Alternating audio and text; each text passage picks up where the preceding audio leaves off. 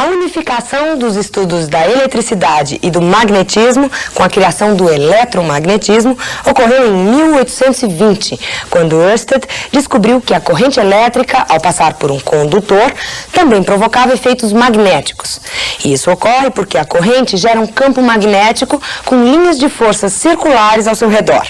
Desse modo, uma pequena espira de fio, percorrida por uma corrente elétrica, se transforma num eletroímã e se comporta como um ímã permanente. E campo magnético, por ímã ou corrente, é tema de hoje do PC. Olá, pessoal. Estamos de volta para dar continuidade ao nosso curso de eletromagnetismo. E na aula de hoje, com fontes de campo de indução magnética. Nós vimos em aula passada que um campo magnético é a região que envolve um ímã. Nós vamos ver hoje uma outra maneira de se criar um campo magnético.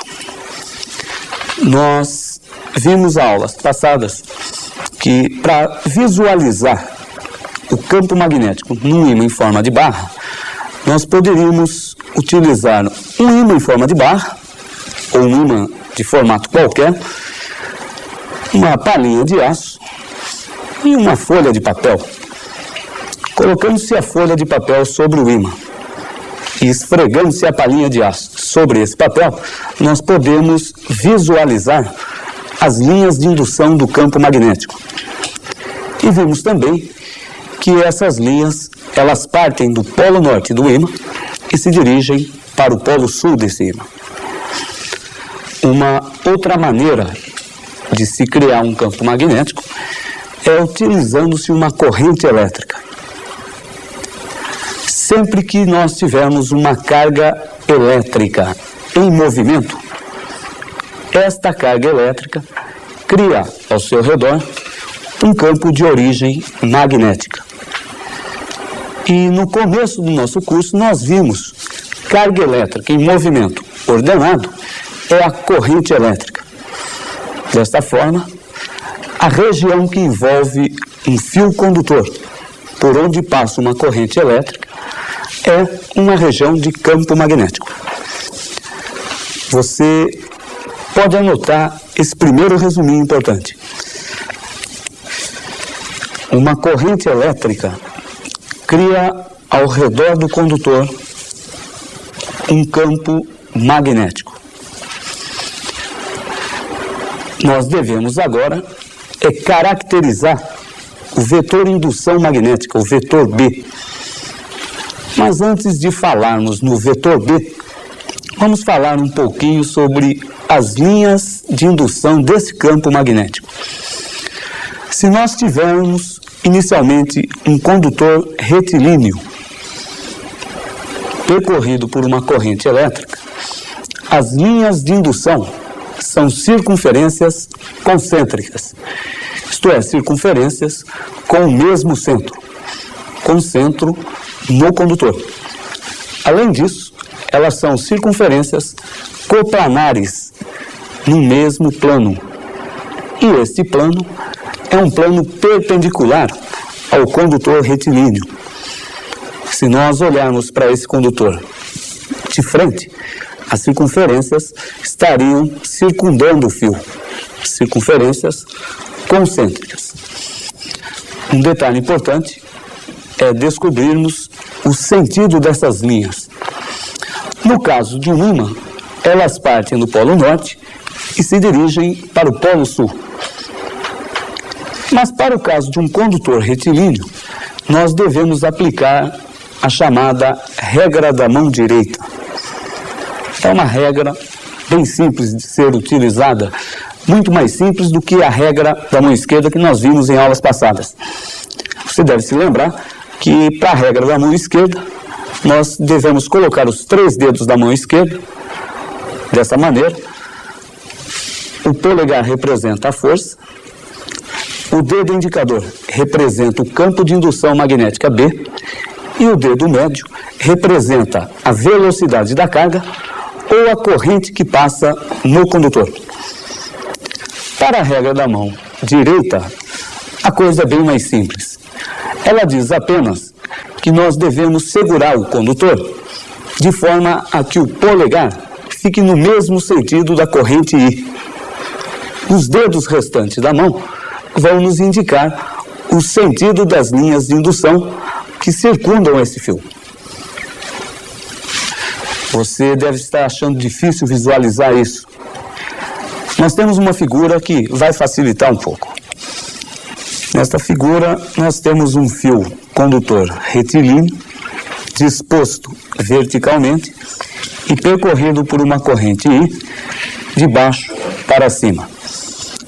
Observe que as linhas de indução no campo magnético são circunferências concêntricas ao fio e dispostas num plano perpendicular ao condutor. O sentido dessas linhas, dado pela regra da mão direita. Nós devemos segurar o fio condutor de forma a que o polegar coincida com o sentido da corrente I.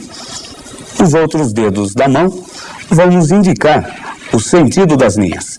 Sentido este que coincide com o sentido do vetor B. Lembre-se que o vetor B é sempre tangente às linhas e de mesmo sentido que ela. Bom, com a aplicação da regra da mão direita, nós determinamos a direção e o sentido do B. A intensidade desse vetor é calculada pela expressão μ0i sobre 2πd. μ0 é uma constante, a chamada constante de permeabilidade magnética. No nosso caso, μ0 é a constante de permeabilidade magnética do vácuo, 4π 10 a menos 7 Tesla vezes metro por ampere. Um valor que você não deve se preocupar, porque o examinador sempre irá fornecer esse valor do μ, caso seja necessário. O que nós devemos entender é que I e B são grandezas diretamente proporcionais. Isto é, quanto maior o valor do I, tanto mais intenso será o campo magnético criado pela corrente. E é, ao mesmo tempo, inversamente proporcional à distância do ponto considerado até o fio. Quanto maior a distância, tanto menor será a intensidade do vetor B. Uma segunda fonte de campo é a chamada espira circular, que nada mais é do que um condutor dobrado na forma de uma circunferência. A intenção com isso é fazer com que as linhas se concentrem no centro dessa espira. Para determinarmos o sentido do B criado no centro da espira, nós vamos novamente utilizar a regra da mão direita. Nós devemos segurar o fio condutor com o polegar no mesmo sentido da corrente I. E no centro da espira, o campo B será perpendicular ao plano da espira e com sentido dado pela regra da mão direita. Observe na próxima figura.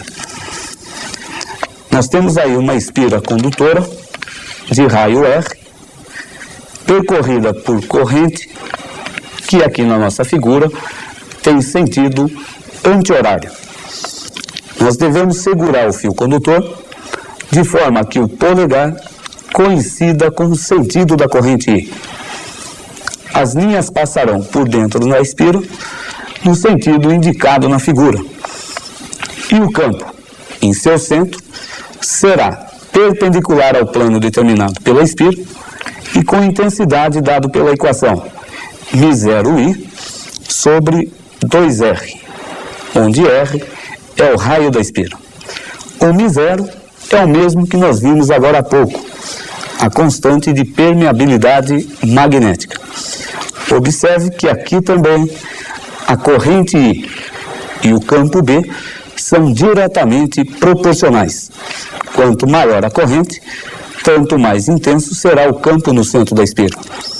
E é inversamente proporcional ao raio dessa espira. Quanto maior o raio, menor o campo B. Com essas duas fontes de campo, a gente inicia um estudo importante do eletromagnetismo. Na próxima aula, nós devemos continuar a falar sobre fontes de campo magnético. Iremos falar na bobina chata e no solenoide. Espero vocês e até lá.